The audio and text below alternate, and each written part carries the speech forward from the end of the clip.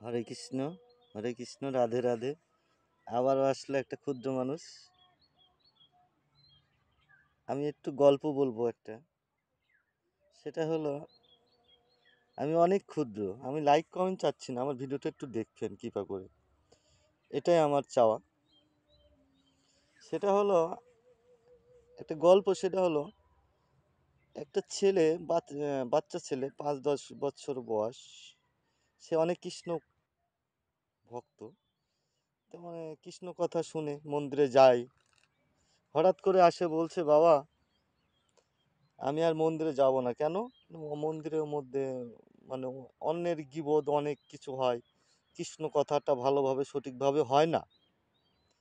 তো বাবা বলছে আর একদিন যাওয়া কীর্তনে। পরের দিন একটা বাটির করে একটা তেল দিয়েছে ওর বাবা ওর ছেলের হাতে। দেওয়ার পরে বলছে যে এই তেল যেন না পড়ে।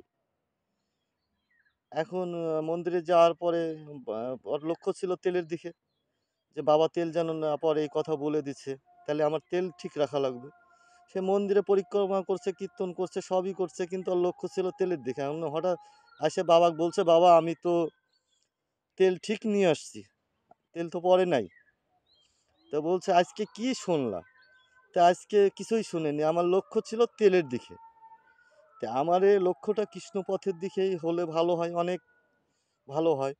কেননা আমার এই লক্ষ্যটা কৃষ্ণ পথেই নিতে হবে। কেননা এ সময় বড় অল্প, তাই না? সবাকে চলে যেতে হবে, এই মায়ার সংসার থেকে সবাকে চলে যেতে হবে।